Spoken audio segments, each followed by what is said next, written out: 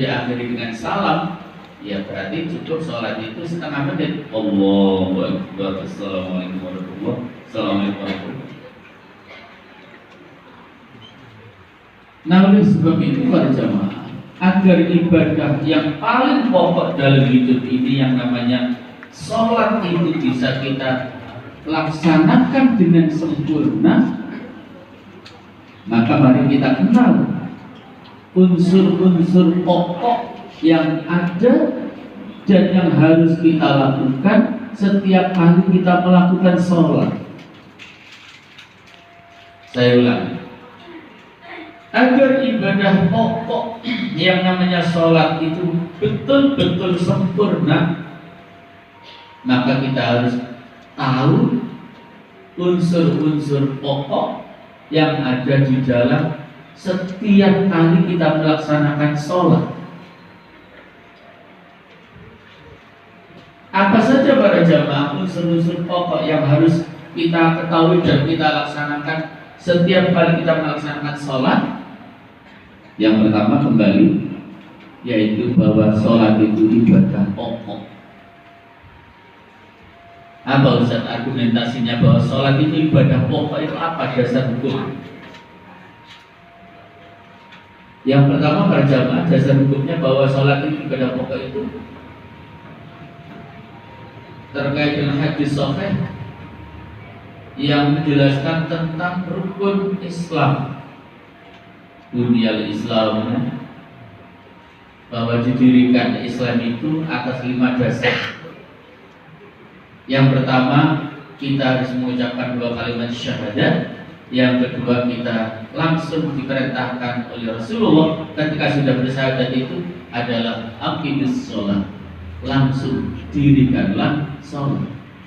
Artinya para jamaah, ketika ada saudara kita yang mu'alaf, yang baru masuk Islam, sudah mengucapkan 2 kalimat syahadat, tidak ada perintah yang langsung harus dilakukan saat itu pula, dan tidak boleh ditunda as-sholat. Sehingga sering saya membantu untuk pelaksanaan ikrar menjadi seorang muslim di Masjid Al-Falah. Saya bilang, Mas, ini jam 11, Anda pulang, mandi, langsung duhur ke masjid, ke musola.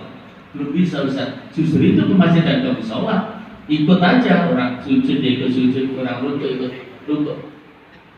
Kalau tidak bisa justru sholat di rumah, nanti malah nggak bisa-bisa. Jadi sekali lagi para jamaah, begitu orang itu bersyahadat, Rasul tidak perintahkan puasalah tidak, zakatlah tidak, hajilah tidak, tapi langsung as-sholat. Itu bukti bahwa sholat itu ibadah pokok. Yang kedua argumentasi, tidak ada para jamaah perintah Allah kepada kita sekalian di dalam melaksanakan ibadah itu yang perintahnya secara langsung dari Allah langsung kepada Rasulullah Muhammad SAW, kecuali as-sholat dalam peristiwa Isra Mi'raj. Kalau selain sholat semua melalui malaikat Jibril, tapi untuk sholat beliau sendiri langsung dipanggil menghadap Allah Subhanahu wa Ta'ala, tidak melalui malaikat Jibril. Itu bukti bahwa sholat itu ibadah pokok. Yang ketiga para jemaah, kenapa sholat dikatakan sebagai ibadah pokok? Karena ibadah yang satu ini jemaah, ibadah yang satu ini jemaah, start dan finishnya jelas. Kapan Rasulullah memerintahkan anak-anak kita untuk mendirikan sholat? Jelas, ketika sudah usia 7 tahun, kelas 1 SD. Tidak ada perintah dalam ibadah yang lain yang dijelaskan oleh Rasul startnya jelas, usia berapa. Bahkan kalau sudah umur 10 tahun anak-anak kita masih bermalas-malasan melaksanakan sholat, kata Rasulullah, "Fadribuhum, pukullah mereka." Coba dengan perhatian hadis ini. Kalau umur 10 tahun saja masih bermalas-malas melakukan sholat, kata Rasulullah, "Fadribuhu, pukul mereka." Lajeng kados pundi nek enten tanggane jenengan wis umur 50 tahun baru tahu sholat, diapakno enak. 10 tahun sebelum mau pukul. Dikit-dikit mau beli gitu. Ayo sholat, ayo sholat. Finishnya jelas.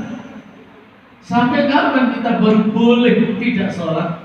Saat nafas kita sudah yugorgir sampai begitu, baru bebas melaksanakan sholat. Bahkan saking pentingnya sholat itu, ketika kita sudah meninggal dunia pun, yang hidup masih wajib mensolatinya. Jadi yang hidup masih wajib mensolatinya. Karena itu saya berpesan pada jenengan semua para jemaah. Nah, jenengan pas takziah itu bukan sekedar datang. Justru waktunya sholat malah gak melok sholat. Napa mboten eman? Dawuhipun Rasulullah, sekali kita melakukan sholat sampai ikut pemakaman itu seperti pahalanya 2 gunung Uhud. Gunung satu-satunya di Saudi sana yang dinamakan Uhud itu ya hanya satu itu. Uhud itu ahad. Ahad itu satu, artinya gunung itu bersatu, tidak putus. Ya. Jadi jangan hanya datang tapi tanpa mengikuti sholat, jangan, sangat rugi.